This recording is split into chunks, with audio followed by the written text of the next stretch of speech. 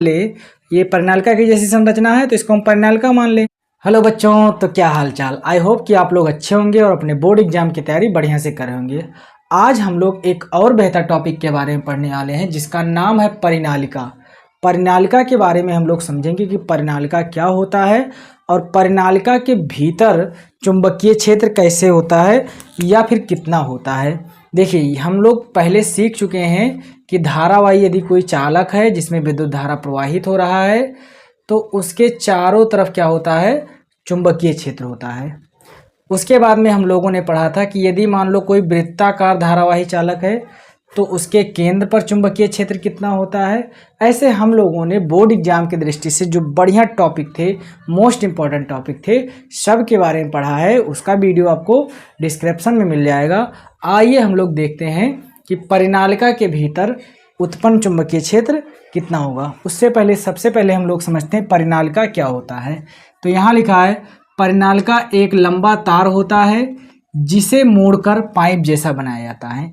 यानी कि जो परिनालिका होता है ये एक बहुत लंबी तार होती है और उसको मोड़कर, जैसे स्प्रिंग हमारे घरों में होता नहीं है या फिर साइकिल वगैरह में लगा होता है, तो स्प्रिंग जैसे उस तार को मोड़कर बनाया जाता है जिसे हम लोग क्या कहते हैं, परिनालिका कहते हैं। यहाँ पर देखिए लिखा है मोड़कर पाइप जैसा बनाया जाता है जिसका व्यास जो होता है, जिसका जो व्यास होता है, ये यहाँ से यहाँ तक की दूरी को क्या कहते हैं, व्यास।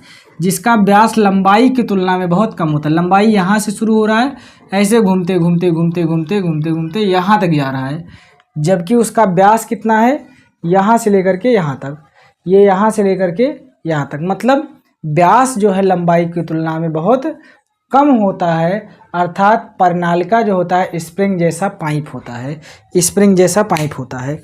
उसको समझने के लिए ये देखिए, हम लोगों ने अपने कॉपी में ज़रूर यूज किया है। यहाँ पर ये यदि हम खींच दें तो ये क्या हो जाएगा, देखिए बहुत लंबी सी तार हो जाएगी, बहुत लंबा। तो इसको कैसे बनाया गया है, इसको इस तरह से मोड़ मोड़ के बनाया गया। कैसे बनाया गया है, मोड़ मोड़ के। तो ये क्या होगा, एक परिनालिका। हम इसको यदि परिनालिका मान ले, ये परिनालिका की जैसी संरचना है तो इसको हम परिनालिका मान लें। और मान लीजिए कि हम विद्युत धारा यदि इस पॉइंट से, मतलब इस साइड से प्रवाहित करें और इस तरफ जाने लगे, इस पॉइंट से विद्युत धारा प्रवाहित करें और इस साइड जाने लगे, तो जो चुंबकीय क्षेत्र होगा उसकी आज हम लोग गणना करेंगे कि इस परिनालिका के भीतर और बाहर चुंबकीय क्षेत्र किस प्रकार से होगा। उसी को हम लोग आज पढ़ेंगे।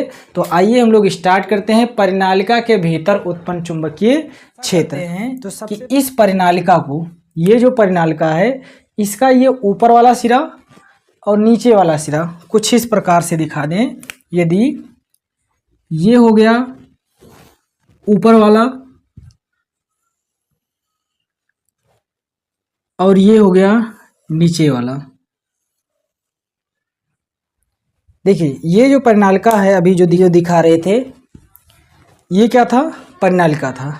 इस परिनालिका को यदि हम इस साइड से देखें तो एक ऊपर हमको दिखाई दे रहा है और एक नीचे। तो हमने लिया है एक ऊपर वाला और एक नीचे वाला। चेक करो, एक ऊपर जैसे आपको दिखाई दे रहा होगा और एक नीचे की तरफ ऐसे। इसको घुमा भी देंगे तब भी ऊपर और नीचे रहेगा। तो ये हमने ऐसी संरचना बनाई है कि ये एक परिनालिका है, ये उसके बीच वाली जगह है, ये उसके बीच वाली जगह है, ये जो जगह है इसके बीच वाली जगह है, ये जो खाली जगह है ये बीच वाली जगह है। इस पर हम लोग देखेंगे कि चुंबकीय क्षेत्र कैसा होगा।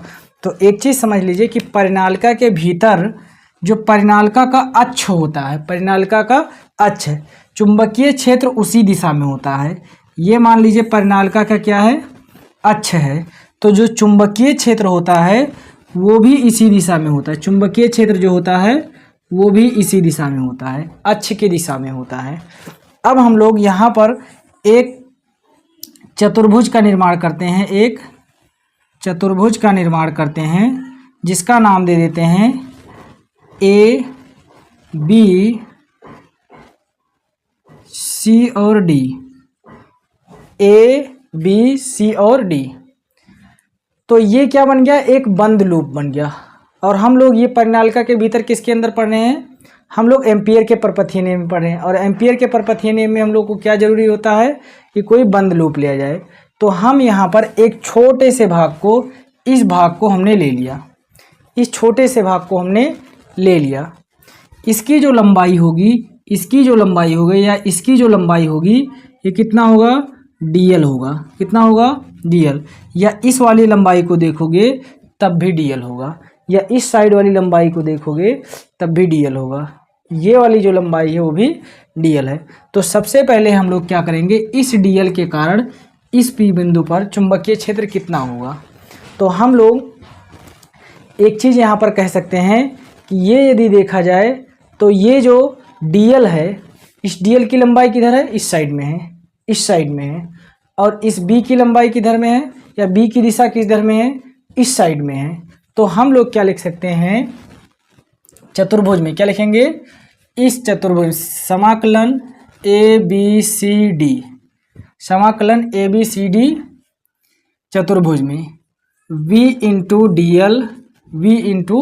dl कितना होगा, कितना होगा। सबसे पहले यहाँ पर समांतर है, सबसे पहले यहाँ पर समांतर है, यहाँ पर 90 डिग्री है, यहाँ पर 90 डिग्री, यहाँ पर 90 डिग्री, और यहाँ भी क्या है, अपोजिट दिशा बोल दो या समांतर बोल दो, है ना।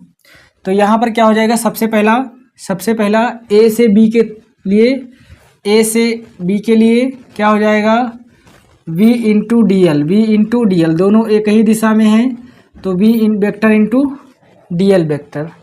तो ऐसे हम लोग सब के लिए V इंटू dl वेक्टर लगा देंगे। फिर उसके बाद में हम लोग चेक करेंगे, प्लस B से लेकर के D तक, B से लेकर के D तक क्या होगा, V into dl vector, V vector into dl vector. ऐसे यहाँ पर C से लेकर के D तक, C से D तक क्या हो जाएगा, C से D तक क्या हो जाएगा, V वेक्टर इंटू में dl vector, V vector into में dl। अब यहाँ पर क्या बचा है, AC बचा है, क्या बचा है, AC। तो यहाँ पर हो जाएगा प्लस AC के लिए क्या हो जाएगा, V इंटू dl वेक्टर। देखिए यहाँ पर कुछ करना नहीं है, सिंपल सा AB के लिए फर्स्ट, BD के लिए सेकंड, CD के लिए थर्ड और AC के लिए फोर्थ। अब मान लीजिए कि ये जो AB है और जो ये B की दिशा है, इसके मध्य थीटा कोण हो, और जब दोनों एक ही दिशा में होता है तो उसके बीच में कोण कितना बनेगा, एक ही दिशा में होगा दोनों और एक ही लगभग समान होते। देखिए यहाँ थोड़ा सा अलग क्या है, एक ही जगह पर होता है तो उसके बीच में कोण कितना बनेगा, 0 डिग्री। कितना बनेगा, 0 डिग्री। तो हम लोग अब क्या करेंगे, V इंटू dl बराबर समाकलन V into dl cos theta, क्या हो जाएगा, AB के लिए V into dl cos theta, और कॉस थीटा का मान कितना है, दोनों एक ही दिशा में हैं तो कॉस 0 डिग्री, कॉस 0 डिग्री। अब हम लोग इसके लिए देखते हैं B से D की तरफ, B से D की तरफ। तो यहाँ हो जाएगा समाकलन V से D की तरफ, क्या हो जाएगा, V into dl cos theta, और थीटा का मान कितना दिख रहा है, यहाँ चेक करो, ये इस दिशा में चुंबकीय क्षेत्र और ये इस दिशा में, यानी कि 90 डिग्री का। कितना हो जाएगा, 90 डिग्री का। अब हम लोग यहाँ पर देखेंगे CD की दिशा में। तो एक चीज़ समझ लीजिए कि जो परिनालिका होता है, परिनालिका में जब हम लोग विद्युत धारा प्रवाहित करते हैं, इस साइड से धारा प्रवाहित कर रहे हो और इस साइड जा रहा हो, तो परिनालिका के भीतर चुंबकीय क्षेत्र तो एक समान होता है, जबकि परिनालिका के बाहर चुंबकीय क्षेत्र नगण्य होता है, यानी कि 0 के बराबर होता है। इसका मतलब CD के लिए जो चुंबकीय क्षेत्र होगा कितना होगा, 0 होगा। लेकिन हम लोग यहाँ लिखेंगे प्लस में V into dl cos 0 degree, या फिर 180 डिग्री लिखें, कॉस 0 डिग्री, कॉस 0 डिग्री बराबर टोटल कितना है, 0 है। इसके जगह पर हम लोग क्या लिखेंगे, टोटल कितना है, 0 है। और लास्ट में क्या बचा है, V इंटू dl AC के लिए। तो AC भी कैसा है, 90 डिग्री पर है, AC कैसा है, 90 डिग्री पर है। तो यहाँ पर क्या लिखेंगे, AC बराबर V into dl cos 90 degree, cos 90 degree, cos 90 degree. यहाँ पर समझ लेना, इस चित्र पर आ गया है V into dl cos 90 degree. अब एक बात समझना कि cos 90 डिग्री का मान कितना होता है। cos 90 डिग्री का मान होता है, cos 90 डिग्री का मान होता है 0। cos 0 डिग्री का मान कितना होता है, cos 0 डिग्री का मान कितना होता है 1। ठीक है, इसको हम लोग यहाँ अप्लाई कर देंगे। देखो v इंटू डी एल बराबर समाकलन ए बी, इसको हम लोग मिटा दें। ए बी के लिए क्या हो जाएगा, v into D L, cos 0 degree का मान 1 और 1 का मल्टीप्लाई करेंगे तो b इंटू डी एल ही रहेगा। ठीक है, कॉस 90 डिग्री का मान कितना रहेगा, बी डी बराबर बी डी, कॉस 90 डिग्री का मान 0, और जब ये 0 हो जाएगा तो इसका मतलब पूरा पूरा 0 हो गया। 0 यहाँ पर हो जाएगा प्लस में, किसके लिए, ये तीसरा वाला किसके लिए था, बी डी के लिए, किसके लिए था, सी डी के लिए था, किसके लिए था, सी डी के लिए था। तो यहाँ सी डी में देखो कॉस 0 डिग्री है, लेकिन इस पूरे का मान, क्योंकि चुंबकीय क्षेत्र क्या होता है बाहर, ये परिनालिका है, इसके बाहर 0 होता है, तो इसका मतलब ये भी कितना हो जाएगा 0। प्लस में समाकलन किसके लिए, एसी के लिए, एसी के लिए कितना हो जाएगा, एसी के लिए यदि आप देखो तो cos 90 डिग्री आ रहा है, cos 90 डिग्री, और 90 डिग्री पर चुंबकीय क्षेत्र कितना हो जाएगा, cos थीटा का मान 0, क्या हो जाएगा 0। तो कुल मिला के हम लोग देखें तो यहाँ पर सब के सब 0 है, इसका मतलब क्या बचेगा, 0 ही बचेगा।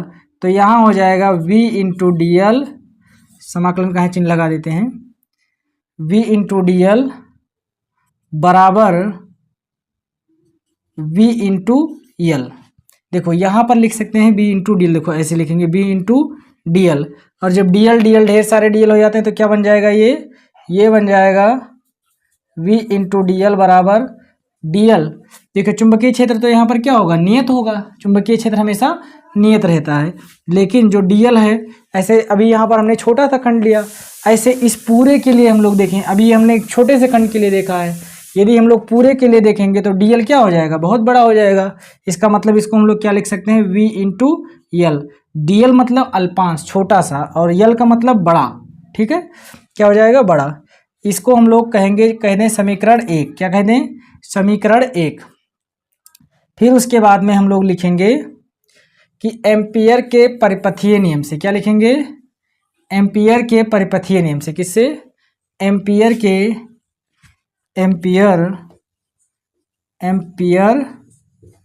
परिपथीय नियम से, या एम्पियर के नियम से। और एम्पियर का नियम क्या था, एम्पियर का नियम हमने पिछले वीडियो में पढ़ा था। एम्पियर का नियम क्या था, एम्पियर का नियम था v into D L, v into D L बराबर म्यू नॉट इंटू आई। क्या था, v इंटू डी एल बराबर म्यू नॉट इंटू आई, v इंटू डी एल बराबर क्या था, म्यू नॉट इंटू आई। तो हम लोग यहाँ पर यदि देखें तो v इंटू डी एल का मान किसके बराबर है, v इंटू डी एल का मान किसके बराबर है, तो v इंटू डी एल का मान यहाँ पर अगर देखें तो म्यू नॉट आई के बराबर है, किसके बराबर है, म्यू नॉट आई के बराबर है। इसका मतलब हम यहाँ पर क्या कर सकते हैं कि इस v इंटू डी एल का मान यहाँ पर रख देंगे, तो रखेंगे तो क्या हो जाएगा, इस v इंटू डी एल के बराबर क्या हो जाएगा, v इंटू एल बराबर म्यू नॉट इंटू आई।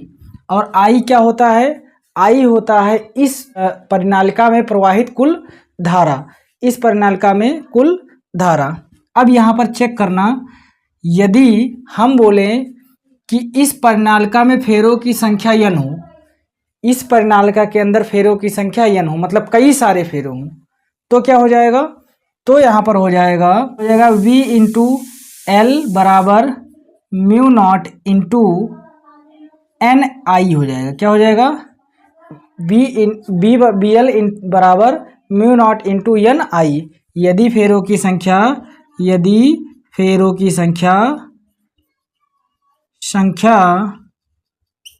क्या हो, n हो, तो यहाँ पर क्या हो जाएगा, n मल्टीप्लाई में हो जाएगा। पहली चीज तो ये हमने देखा। दूसरी चीज मान लेते हैं इस वायर की लंबाई l हो, इस जो ये वायर है, ये जो परिनालिका बनाया गया है जो वायर है, उसकी लंबाई l हो, तो क्या होगा, यदि चालक की लंबाई l हो तो देखिए जब चालक की लंबाई L होगा इसका मतलब इसमें क्या जुड़ जाएगा, L जुड़ जाएगा। यानी कि यहाँ पर हम लिखना चाहें तो यहाँ पर हो जाएगा V इंटू L बराबर म्यू नॉट इंटू, यहाँ पर क्या है एन आई, तो यहाँ पर हो जाएगा एन आई और इंटू में L, एन आई इंटू में L। अब यहाँ पर हम लोग देखें तो B बराबर इस L यहाँ पर मल्टीप्लाई में उधर जाएगा तो बटे में हो जाएगा म्यू नॉट इंटू एन आई और इंटू L, और बटे में ये दूसरा वाला L, ये बटे में दूसरा वाला L हो जाएगा। L से L क्या हो जाएगा, कैंसिल हो जाएगा। L से L क्या हो जाएगा, कैंसिल हो जाएगा। तो बचेगा क्या, बचेगा हमारा B बराबर म्यू नॉट इंटू आई, क्या बचेगा म्यू नॉट इंटू आई, और फेरों की संख्या n हो तो हम यहाँ पर लगाएंगे एन आई, म्यू नॉट इंटू एन आई, म्यू नॉट इंटू एन आई। और ये रहा हमारा फाइनल फॉर्मूला।